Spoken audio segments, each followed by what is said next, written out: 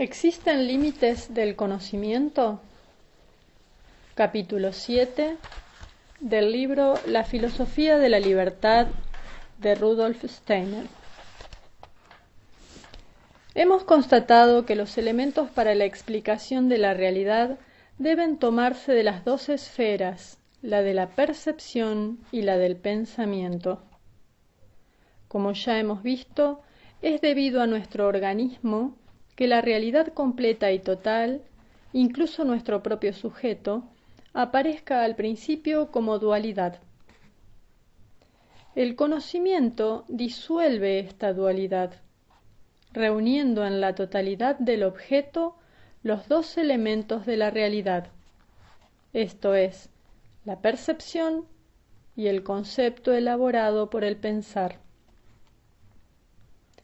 Llamemos mundo de la apariencia el modo en que se nos presenta el mundo antes de haber adquirido su forma verdadera a través del conocimiento, para distinguirlo de la totalidad unificada compuesta de percepción y concepto.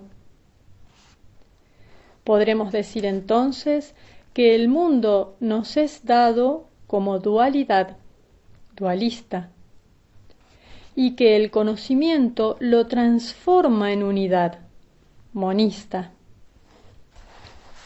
A la filosofía que parte de este principio fundamental podemos llamarla filosofía monista o monismo, en oposición a la teoría de la dualidad o dualismo.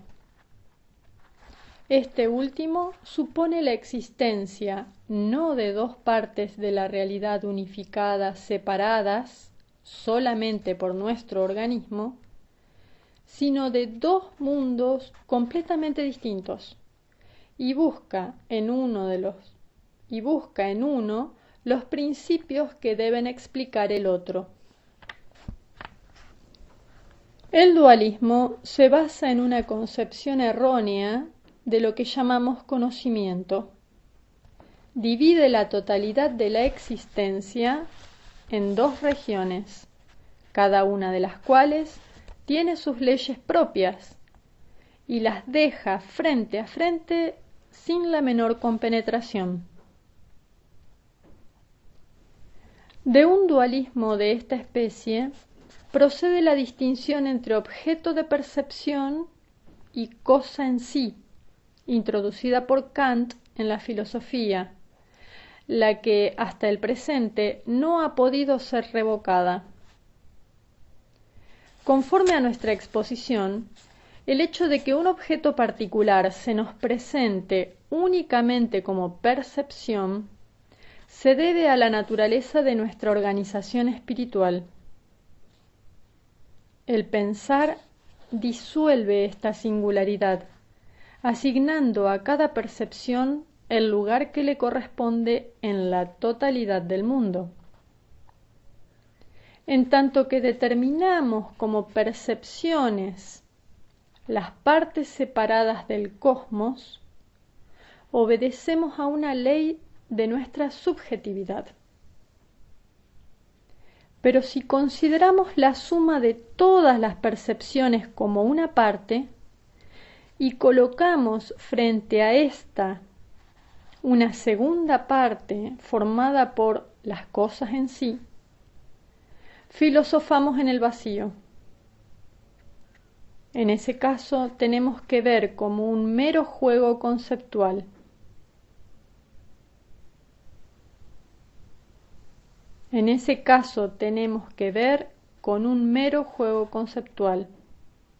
Construimos una polaridad artificial, pero para el segundo miembro constitutivo no podemos lograr ningún contenido, porque el contenido de todo objeto particular solo podemos extraerlo de la percepción. Todo género de existencia que se suponga fuera del dominio de percepción y concepto debe ser desechado como hipótesis infundada. A esta categoría pertenece la cosa en sí. Es totalmente natural que el filósofo dualista no pueda encontrar la conexión entre el principio hipotético del mundo y lo dado por la experiencia. Un contenido para el principio hipotético del mundo solo puede encontrarse tomándolo del mundo de la experiencia y engañándose a este respecto. De lo contrario, no es más que un concepto vacío, una mera forma conceptual sin contenido alguno. En este caso, el filósofo dualista afirma que el contenido de este concepto es inaccesible a nuestro conocimiento, que solo podemos saber que dicho contenido existe, pero no en qué consiste. En ambos casos, es imposible encontrar una solución. Si se introducen en el concepto de la cosa en sí un par de elementos abstractos del mundo de la experiencia, sigue siendo imposible reducir la vida plena y concreta a unas cuantas propiedades extraídas al fin y al cabo de dicha experiencia.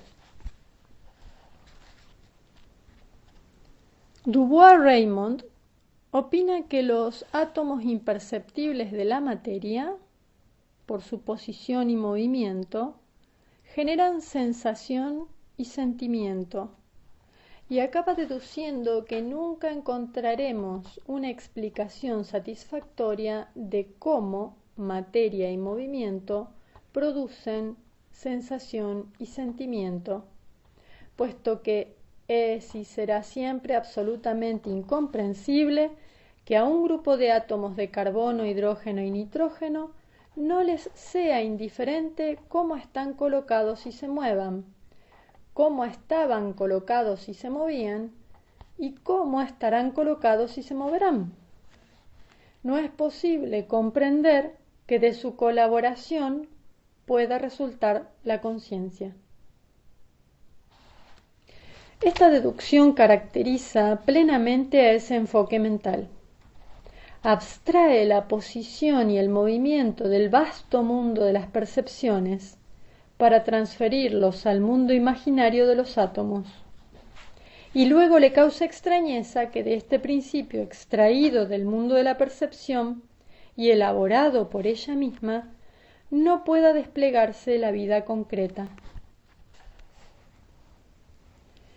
Que el dualista, al operar con un concepto de la cosa en sí, completamente vacío de todo contenido, no pueda llegar a una explicación del mundo, resulta directamente de la definición de su principio que hemos dado anteriormente. En cada caso, el dualista se ve obligado a trazar barreras insuperables a nuestra facultad de cognición.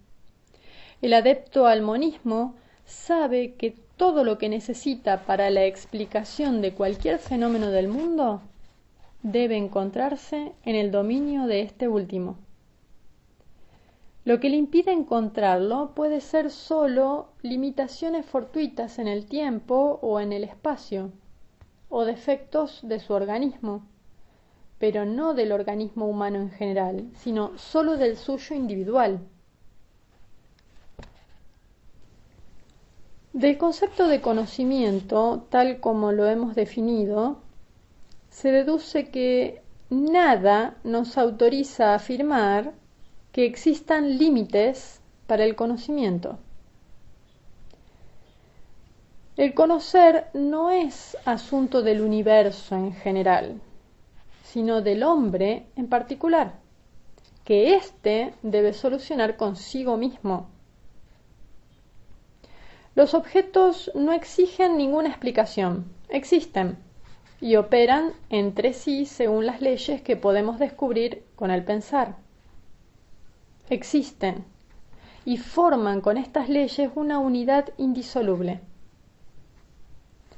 Entonces nuestra individualidad se sitúa frente a los objetos y al principio solo capta de ellos lo que hemos llamado percepción.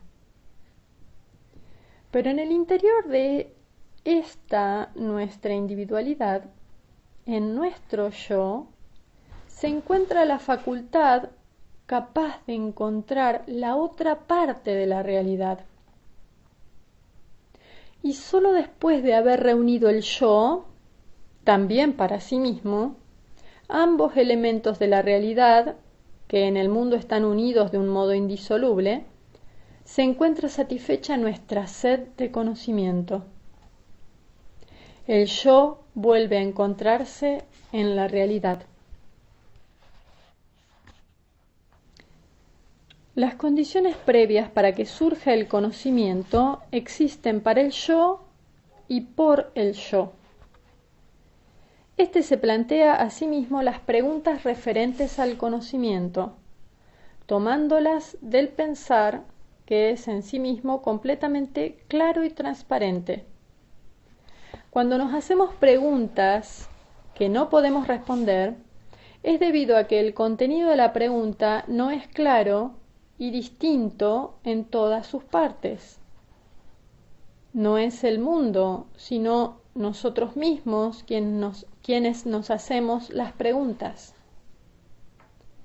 Me puedo imaginar que me sea de todo punto imposible contestar una pregunta que encuentro escrita en cualquier sitio, mientras no conozca la esfera de donde se ha sacado el contenido de la pregunta. Lo que sucede en el campo de nuestro conocimiento es que surgen preguntas que se originan porque ante una esfera de percepción condicionada por el lugar, el tiempo y nuestra organización subjetiva, se encuentra otra esfera de conceptos que se vincula con la totalidad del mundo. Nuestra tarea consiste en conciliar estas dos esferas que conocemos perfectamente. Hablar aquí de límites del conocimiento es completamente injustificado. Puede ser que en un momento determinado tal o cual cosa no esté todavía aclarada, debido a que el lugar que ocupamos en la vida nos impide percibir los objetos que intervienen. Pero lo que no se encuentra hoy puede encontrarse mañana. Los límites debidos a estas causas son sólo transitorios y pueden desaparecer con el avance de la percepción y el pensar.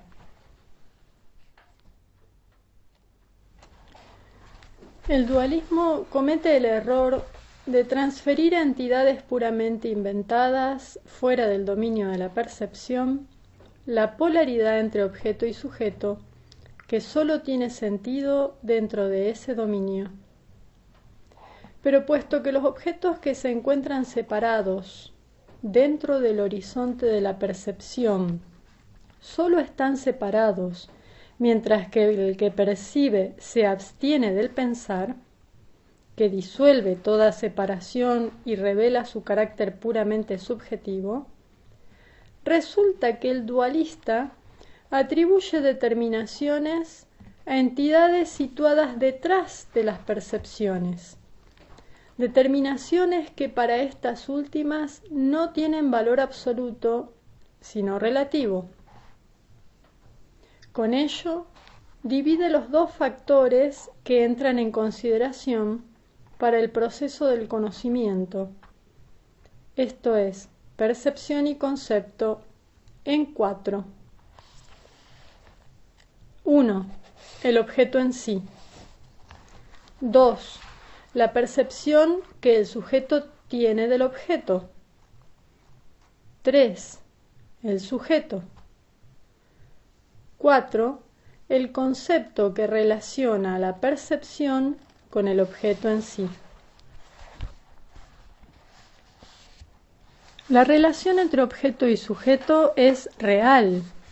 El sujeto es realmente, dinámicamente, afectado por el objeto. Este proceso real no aparece en nuestra conciencia, pero provoca en el sujeto una reacción correspondiente al efecto que procede del objeto. El resultado de esta reacción es la percepción, y sólo ésta aparece en la conciencia. La realidad del objeto es objetiva, independiente del sujeto, y la de la percepción subjetiva. Esta realidad subjetiva vincularía el sujeto al objeto, y esa vinculación sería ideal. El dualismo divide, por lo tanto, en dos partes el proceso del conocimiento. Una de estas partes es la creación del objeto de percepción a partir de la cosa en sí, y se efectúa fuera de la conciencia, mientras que la otra parte, la unión de la percepción con el concepto y la relación de éste con el objeto, tiene lugar dentro de la conciencia. En estas condiciones es natural que el dualista considere sus conceptos como meros representantes subjetivos de lo que es exterior a su conciencia. El proceso objetivamente real en el sujeto, por medio del cual se produce la percepción, y más aún las relaciones objetivas de los entes en sí, son para el dualista inaccesibles al conocimiento directo. El hombre solo puede obtener representantes conceptuales de lo objetivamente real. El lazo que vincula los objetos entre sí y los enlaza objetivamente con nuestro espíritu individual, como ente en sí, se encuentra más allá de la conciencia, en un ser en sí, del que sólo podemos tener en nuestra conciencia un representante conceptual. El dualista cree que si, además de las conexiones conceptuales, no establece relaciones reales de los objetos, el mundo entero se disuelve en un esquema abstracto de conceptos. En otras palabras, los principios ideales que descubre el pensar le parecen al dualista demasiado tenues y busca fuera principios reales que los sostengan. Examinemos un poco más de cerca esos principios reales. El hombre ingenuo, realista ingenuo, considera como realidades los objetos de la experiencia externa. El hecho de que pueda tocar dichos objetos con sus manos y verlos con sus ojos le garantiza la realidad de los mismos. El primer axioma del hombre ingenuo es que nada existe que no se pueda percibir. O formulado inversamente, todo lo que puede ser percibido existe. La mejor prueba de esta aserción es la creencia del hombre ingenuo en la inmortalidad y en los fantasmas. Se imagina el alma como una materia sensible y sutil que en ciertas circunstancias puede hasta ser visible para el hombre corriente. Creencia ingenua en los fantasmas. Comparado con este mundo real, para el realista ingenuo, todo lo demás, especialmente el mundo de las ideas, es irreal, es meramente ideal. Lo que añadimos a los objetos pensando son solo pensamientos sobre las cosas. El pensar no añade nada real a la percepción. Pero no solo con respecto a la existencia de las cosas, el hombre ingenuo considera la percepción sensorial como única prueba de la realidad de las mismas, sino también en lo que se refiere a los acontecimientos. Según su opinión, una cosa puede actuar sobre otra solo si una fuerza existente para la percepción sensorial parte de la una y se introduce en la otra. En tiempos pasados, los físicos creían que de los cuerpos emanan sustancias muy sutiles que penetran en el alma a través de los órganos sensoriales. La percepción de esas sustancias es imposible debido a la tosquedad de nuestros sentidos en comparación con la sutileza de esas sustancias. En principio se atribuía realidad a dichas sustancias por la misma razón que se atribuye realidad a los objetos del mundo de los sentidos, es decir, a causa de su modo de existencia, que se consideraba análogo al de la realidad sensible. A la naturaleza de lo que se llega a intuir en el dominio de las ideas, basada en sí misma, la conciencia ingenua no le atribuye la misma categoría de realidad que a lo que percibe sensorialmente. Un objeto concebido como mera idea es considerado como una quimera hasta que la percepción de los sentidos no nos ofrezca la prueba de su realidad. En resumen, el hombre ingenuo exige, además del testimonio del pensar, el testimonio real de los sentidos. Este hecho constituye la base primordial de las formas primitivas de la creencia en la revelación. El Dios que nos es dado por medio del pensar no es para la conciencia ingenua, sino un Dios imaginado. Esta exige que Dios se manifieste de un modo accesible a la percepción de los sentidos, es decir, de carne y hueso.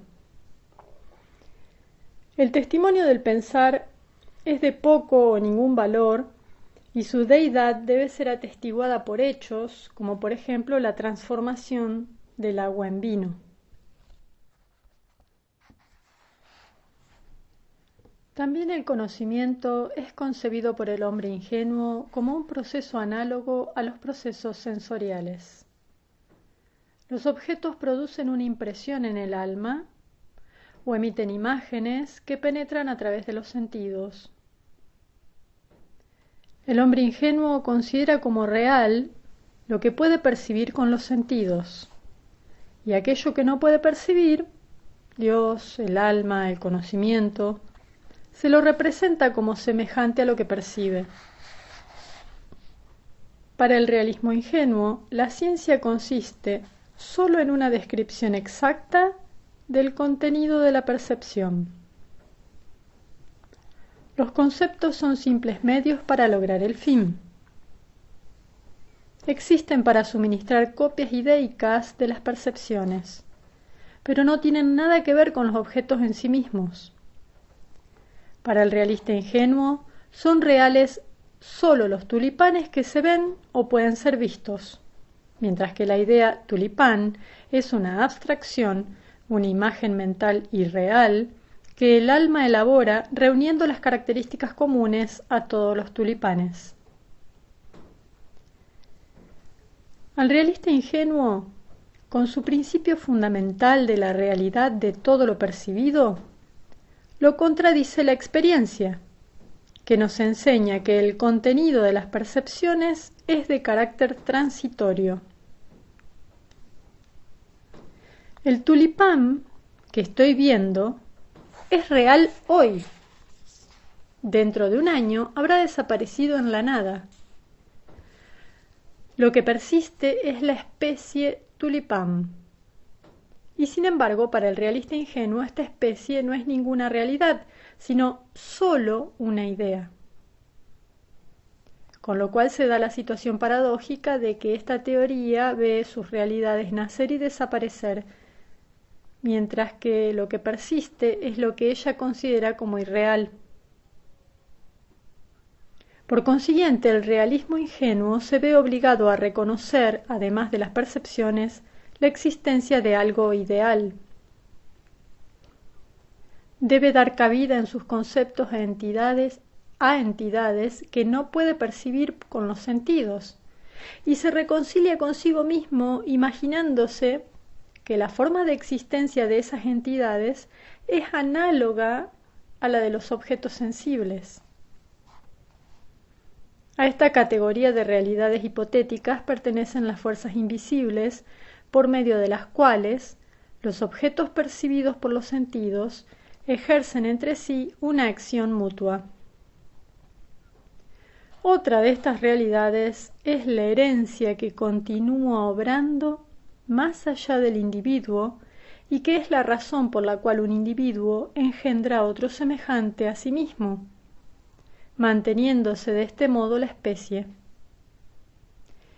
El alma, principio vital que impregna el cuerpo orgánico, es otra de estas realidades, para la cual encontramos invariablemente en la conciencia ingenua un concepto análogo al de las realidades de los sentidos.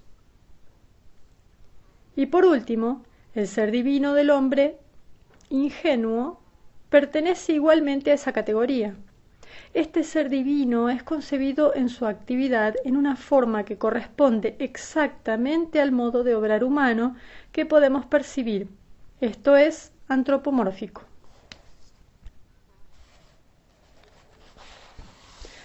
La física moderna atribuye las sensaciones de los sentidos a ciertos procesos de las partículas más pequeñas de los cuerpos y de una sustancia infinitamente sutil, el éter o algo parecido. Lo que, por ejemplo, experimentamos como calor es, dentro del espacio ocupado por el cuerpo que causa el calor, movimiento de sus partículas. También en este caso lo imperceptible es concebido de modo análogo a lo perceptible. El equivalente sensible del concepto cuerpo es en este caso el interior de un espacio cerrado por todas partes, en el que bolas elásticas se mueven en todas direcciones, chocando unas con otras, dando contra las paredes, rebotando, etc. Sin estas suposiciones, el mundo se convertiría para el realista ingenuo en un conglomerado incoherente de percepciones sin relaciones mutuas, incapaz de formar una unidad. Pero es evidente que sólo a causa de su inconsecuencia puede el realismo ingenuo elaborar esas conjeturas. Si quiere ser fiel a su principio fundamental de que sólo lo percibido es real, no debe suponer una realidad donde no perciba nada.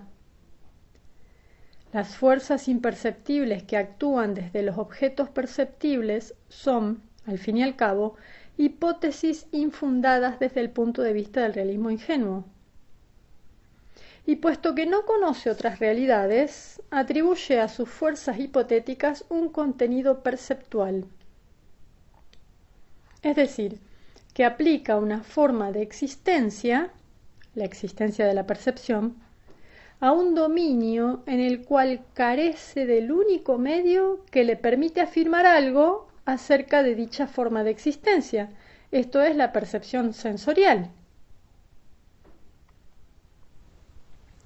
Esta teoría, contradictoria en sí misma, conduce al realismo metafísico.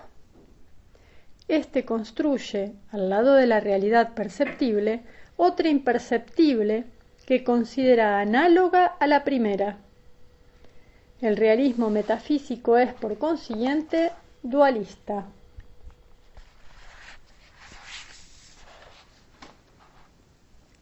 Allí donde el realismo metafísico descubre una relación entre los objetos perceptibles, aproximación por medio del movimiento, conciencia de algo objetivo, etc., introduce una realidad. Sin embargo, la relación que descubre no puede percibirla, sino sólo expresarla por medio del pensar. Esa relación ideal se convierte arbitrariamente en algo perceptible. Así pues, según esta teoría, el mundo real se compone de los objetos de percepción que en un continuo devenir nacen y desaparecen, y las fuerzas imperceptibles y duraderas que producen los objetos perceptibles y que constituyen lo permanente. El realismo metafísico es una mezcla contradictoria de realismo ingenuo e idealismo. Sus fuerzas hipotéticas son entidades imperceptibles, dotadas de cualidades perceptibles. Además de la esfera del mundo para cuya forma de existencia posee la percepción como medio de conocimiento, el realismo metafísico ha decidido admitir otro dominio, en el cual este medio falla, y que sólo puede ser conocido por el medio del pensar. Pero no puede decidirse al mismo tiempo a reconocer la forma de existencia que le suministra el pensar, es decir, el concepto, la idea, como segundo factor, al lado de la percepción y con los mismos derechos que ésta. Si se quiere evitar la contradicción de la percepción imperceptible, debe admitirse que para las relaciones que el pensar nos permite descubrir entre las percepciones, no existe otra forma de existencia que no sea la del concepto. Si al realismo metafísico se le quita la parte injustificada, el mundo aparece como la suma de las percepciones y sus relaciones conceptuales, idaicas, de lo cual resulta una concepción del mundo que para la percepción exige el principio de la perceptibilidad y el de la conceptibilidad para las relaciones entre las percepciones. Esta concepción del mundo no puede admitir, fuera del mundo de las percepciones y de los conceptos, un tercer dominio en el que ambos principios, el llamado principio real y el ideal, rigen simultáneamente. Cuando el realismo metafísico afirma que además de la relación ideal entre el objeto percibido y el sujeto que percibe, debe existir una relación real entre la cosa en sí de la percepción y la cosa en sí del sujeto que percibe, del llamado espíritu individual, comete el error de suponer la existencia de un proceso imperceptible, análogo a los procesos del mundo sensorial. Asimismo, su afirmación de que con el mundo de mis percepciones entro en una relación ideal consciente, pero que con el mundo real solo puedo entrar en una relación dinámica de fuerzas, se basa en un error parecido al que acabamos de indicar. Una relación dinámica puede existir solo dentro del mundo de la percepción, en la esfera del sentido del tacto, pero no fuera de él. La concepción del mundo que acabamos de caracterizar y que resulta del realismo metafísico, despojado de los elementos contradictorios que contiene, la llamaremos monismo, puesto que reúne en una unidad más elevada el realismo unilateral y el idealismo. Para el realismo ingenuo, el mundo real es una suma de objetos de percepción. Para el realismo metafísico, forman la realidad no solo las percepciones, sino también las fuerzas imperceptibles. El monismo sustituye estas fuerzas por relaciones ideales que obtiene por medio del pensar. Estas relaciones son las leyes de la naturaleza. Una ley natural no es más que la expresión conceptual de cómo se relacionan ciertas percepciones. El monismo no necesita preguntarse si fuera de la percepción y el concepto existen otros principios que expliquen la realidad, pues sabe que dentro de la esfera de esta última no hay motivo para ello.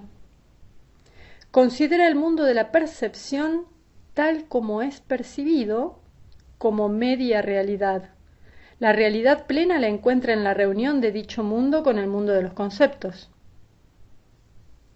El realismo metafísico puede objetar al adepto al monismo que para nuestro organismo es posible que nuestro conocimiento sea completo, que no falte ningún eslabón, pero que no sabemos cómo se refleja el mundo en una inteligencia organizada de manera distinta a la nuestra. La respuesta del monismo sería la siguiente. Si existen inteligencias distintas de la humana y si sus percepciones son diferentes de las nuestras, para mí tiene interés solamente lo que de esas inteligencias me llega por medio de la percepción y el concepto. Por medio de la percepción, y en particular por medio de mi percepción específica humana, me encuentro como sujeto colocado frente al objeto. Con lo cual se interrumpe la conexión entre las cosas. El sujeto reconstruye este nexo por medio del pensar, incluyéndose así, de nuevo, en la totalidad del mundo. Puesto que es mediante nuestro sujeto que esta totalidad aparece interrumpida en el punto situado entre nuestra percepción y nuestro concepto. La reunión de ambos nos suministra un verdadero conocimiento. Para seres con otro mundo de percepciones, por ejemplo con el doble de órganos sensoriales, el nexo aparecería interrumpido en otro sitio, por lo cual su restablecimiento debería tener una forma específica adecuada a esos seres. El problema de los límites del conocimiento se plantea solamente para el realismo ingenuo y el metafísico, ya que ambos consideran el contenido del alma sólo como una representación ideal del mundo. Para ellos, lo que se encuentra fuera del sujeto es algo absoluto basado en sí mismo, y el contenido del sujeto no es más que una imagen de ello que se halla fuera de dicho absoluto. La plenitud del conocimiento depende de la mayor o menor semejanza de la imagen con el objeto absoluto. Un ser con menos órganos sensoriales que el hombre percibirá menos del mundo que otro ser que tenga más. El primero poseerá, por consiguiente, un conocimiento menos completo que el segundo. Para el monismo, la situación es diferente. Lo que determina la forma en que el nexo del mundo aparece escindido en objeto y sujeto es la organización del ser que percibe. El objeto no es algo absoluto, sino relativo con respecto a ese sujeto concreto.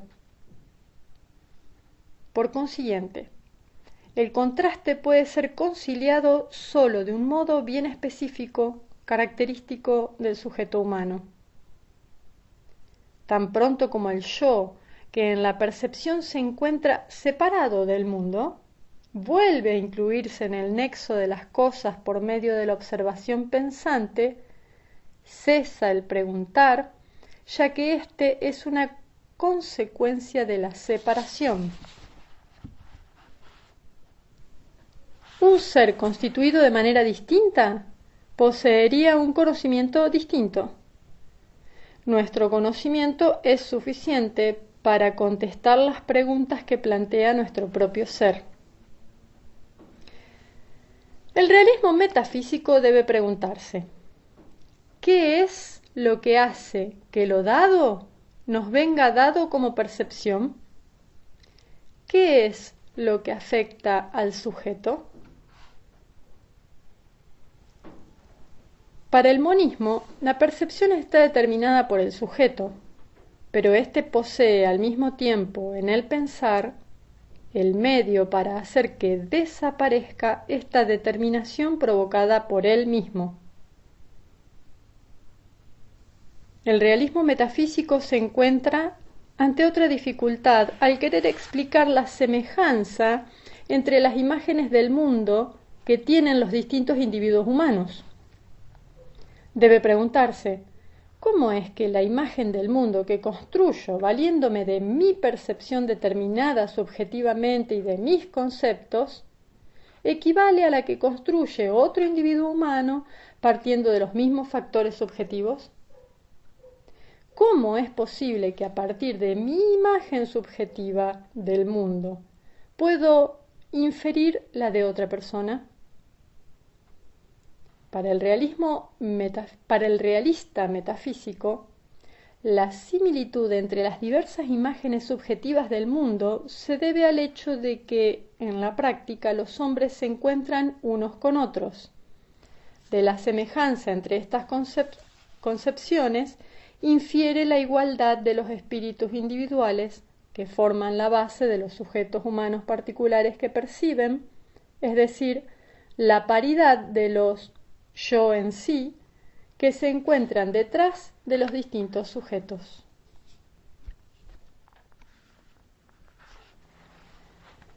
Nos encontramos aquí con una conclusión que consiste en inferir de un conjunto de efectos el carácter de las causas que proceden. Creemos que después de haber observado cierto número de casos, conocemos suficientemente el estado de cosas para saber cómo las causas inferidas actuarán en otros casos. Esta conclusión es lo que se llama inducción. Nos veremos obligados a modificar los resultados de la misma si en una observación posterior se manifiesta algo inesperado, puesto que el carácter del resultado está determinado únicamente por la configuración individual de las observaciones llevadas a cabo. No obstante, el realista metafísico afirma que este conocimiento condicionado de las causas es suficiente para la vida práctica. La conclusión por inducción es el método en que se basa el realismo metafísico moderno. Hubo un tiempo en que se creía que de los conceptos se podía extraer algo que ya no es concepto. Se creía poder llegar a conocer, valiéndose de los conceptos, a los seres reales metafísicos que necesita el realismo metafísico. Este método filosófico hoy se considera superado. En su lugar se cree poder inducir de un número suficiente de hechos perceptibles el carácter de la ente en sí que se encuentra detrás de dichos hechos. Así como antes se creía que lo metafísico se podía extraer de los conceptos, hoy día se cree poder extraerlo de las percepciones. Dado que los conceptos se nos manifiestan con claridad transparente, se creía que también se podía deducir lo metafísico de ellos con certeza absoluta. Las percepciones no se nos presentan con la misma claridad transparente. Cada nueva percepción es algo diferente de las anteriores del mismo tipo, por lo cual lo inferido de las precedentes se encuentra parcialmente modificado por cada percepción posterior. Por consiguiente, la forma de lo metafísico obtenida de este modo es correcta solo relativamente y se encuentra continuamente sujeta a corrección. El carácter de la metafísica de Edward von Hartmann está determinado en su método por este principio. Su autor la intitula Resultados especulativos según el método inductivo de las ciencias naturales. La forma que el realista metafísico otorga hoy día a sus cosas en sí, la obtiene por inducción. Sus consideraciones acerca del proceso del conocimiento le convencen de la existencia de un nexo objetivo real del mundo, además del subjetivo que conocemos por medio de la percepción y el concepto, y cree poder determinar por inducción inferida de sus percepciones la naturaleza de esa realidad objetiva.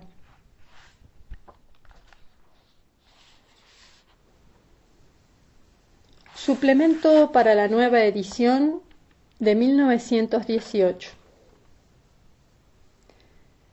Ciertas ideas procedentes del estudio de las ciencias naturales obstaculizan la observación desprejuiciada de la experiencia de percepción y concepto, tal como se ha intentado exponerla hasta aquí. Partiendo de ese estudio, se dice que el ojo percibe en el espectro solar los colores que van del rojo hasta el violeta. Pero más allá del violeta se encuentran, dentro del campo de radiación del espectro, fuerzas ultravioleta a las cuales corresponde no una percepción visual de color, sino una acción química. Asimismo, más allá del rojo se encuentran radiaciones, infrarrojo, que ejercen solo efectos térmicos. Considerando estos fenómenos y otros similares, se llega a la opinión de que la amplitud del campo perceptual humano está determinada por la amplitud de sus sentidos y que éste se encontraría ante un mundo completamente distinto si tuviese mayor número u otra clase de sentidos. Quien quiera darse a las imaginaciones extravagantes que en esta dirección nos ofrecen, como una gran tentación, los descubrimientos estupendos llevados a cabo por la investigación científica moderna, podrá llegar a aceptar que sólo penetra en el campo de observación del hombre aquello que puede ejercer una acción en los sentidos resultantes de su organismo, que nada le autoriza a considerar sus percepciones, limitadas por su organismo, como patrón para la realidad. Cada nuevo sentido tendría que colocarle ante una imagen de la realidad enteramente distinta. Esta opinión, profesada dentro de los límites que le corresponden, está completamente justificada, pero quien, seducido por la misma, deje de observar imparcialmente la relación entre la percepción y el concepto que hemos establecido en los capítulos anteriores, se obstruye el camino hacia un conocimiento del hombre y del mundo basado en la realidad. Experimentar la esencia del pensar, es decir, elaborar activamente el mundo de los conceptos, es algo completamente distinto de experimentar algo percibido a través de los sentidos. Por más sentidos que el hombre tuviera, ninguno le daría la realidad si por medio del pensar no impregnara con conceptos lo que dichos sentidos le suministran. Bajo esta condición, cualquier sentido ofrece al hombre la posibilidad de vivir dentro de la realidad. La imaginación sobre la posible imagen perceptual totalmente distinta, suministrada por sentidos distintos, no tiene nada que ver con el problema de cómo se sitúa el hombre en el mundo real. Hay que comprender que toda imagen perceptual debe su forma a la organización del ser que percibe, pero que la imagen perceptual impregnada por la observación pensante vivida conduce al hombre a la realidad. No son las especulaciones fantasmagóricas acerca de cuán distinto sería el mundo para sentidos distintos que los humanos las que pueden inducir al hombre a tratar de conocer su relación con el mundo, sino la comprensión de que toda percepción ofrece sólo una parte de la realidad que ella contiene y que por consiguiente nos aparta de su propia realidad, mientras que el pensar nos conduce a aquella parte de la realidad que la percepción conserva escondida. También puede obstaculizar la observación imparcial de la mencionada relación entre percepción y concepto elaborado por el pensar, el hecho de que en el campo de experiencia de la física se siente la necesidad de hablar no ya de elementos directamente perceptibles, sino de magnitudes de fuerza eléctrica, magnética, etc., que se sustraen a la percepción.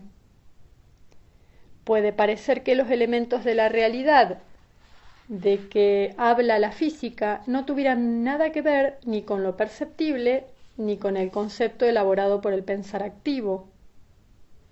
Sin embargo, esta opinión no sería sino una ilusión.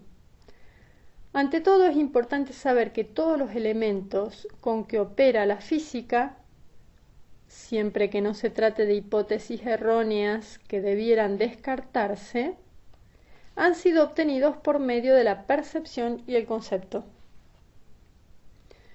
Lo que en apariencia es un contenido imperceptible, el sano instinto científico del físico lo coloca en la esfera en que se encuentran las percepciones y lo piensa con conceptos propios de dicha esfera. Las magnitudes de fuerza en el campo eléctrico, magnético, etc., se obtienen, en cuanto a su esencia, por el mismo proceso de cognición que une el concepto con la percepción. Un aumento o modificación de los sentidos humanos daría por resultado una imagen perceptual distinta, un enriquecimiento o modificación de la experiencia humana. Pero aún frente a esta nueva experiencia, el verdadero conocimiento se obtendría únicamente mediante la acción recíproca de percepción y concepto. La profundización del conocimiento depende de las fuerzas de la intuición que se expresan en el pensar.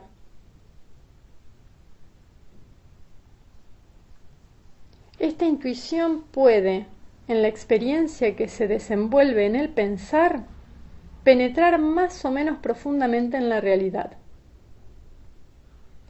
Una ampliación de la imagen perceptual puede ser un incentivo para dicha penetración y de este modo favorecerla indirectamente. Pero nunca deberá confundirse esta inmersión en la profundidad como conquista de la realidad, con la confrontación de una imagen perceptual más o menos amplia, en la que siempre nos hallamos con una media realidad, tal como nos condiciona nuestro organismo cognoscente. Quien no se pierda en abstracciones comprenderá la importancia que tiene para el conocimiento del ser humano el hecho de que la física necesite desentrañar dentro del campo perceptual ciertos elementos para los que no existe ningún sentido, como lo hay para el color o el sonido. La entidad concreta del hombre no solo está determinada por lo que en forma de percepción directa el hombre coloca ante sí, debido a su organismo, sino también por el hecho de que excluye ciertos elementos de esta percepción inmediata. Así como además del estado consciente de vigilia es necesario para la vida el estado inconsciente de sueño para la vivencia de sí mismo en el ser humano, también es necesario, además de la esfera de sus percepciones sensoriales, que exista una esfera mucho mayor de elementos que los sentidos no perciben dentro del ámbito de donde proceden las percepciones sensoriales. Todo esto se encuentra ya expuesto de un modo indirecto en la edición original de esta obra. No obstante, el autor añade este aditamento por haberle enseñado la experiencia que hay lectores que no leen con la atención suficiente. Hay que tener en cuenta, además, que no debe confundirse la idea de la percepción expuesta en el presente libro con la de la percepción sensoria externa, que no es sino un caso especial de aquella. De lo que antecede, pero aún más de lo que se expondrá más adelante, se verá que aquí se considera percepción todo lo que física o espiritualmente se le presenta al hombre antes de concebirlo mediante el concepto elaborado activamente. Para tener percepciones anímicas o espirituales no son necesarios los sentidos que entendemos comúnmente con este término. Se podría objetar que esta ampliación del lenguaje corriente es inadmisible. Es, sin embargo, absolutamente imprescindible si queremos evitar que el lenguaje corriente nos impida amplificar nuestro conocimiento en ciertos dominios. Quien por el término percepción entiende solamente la percepción sensorial, no adquiere siquiera acerca de esta percepción sensorial un concepto utilizable para el conocimiento. Es necesario a veces ampliar un concepto a fin de darle, en un dominio más limitado, el sentido que le corresponde. También ocurre a veces tener que añadir algo al contenido inicial de un concepto, justificando así lo pensado o dándole la forma conveniente. Así, por ejemplo, en la página 126 del presente libro encontramos la frase siguiente: la representación es, por lo tanto, un concepto individualizado. Con respecto a esto, se me ha objetado que este es un uso poco común del idioma. Sin embargo, esta terminología es necesaria si se quiere saber exactamente lo que es una representación. ¿Qué sería del adelanto en el conocimiento si a todo aquel que se ve en la necesidad de tener que dar a ciertos conceptos la forma conveniente se le objetara que está haciendo un uso poco común del idioma? Rudolf Steiner.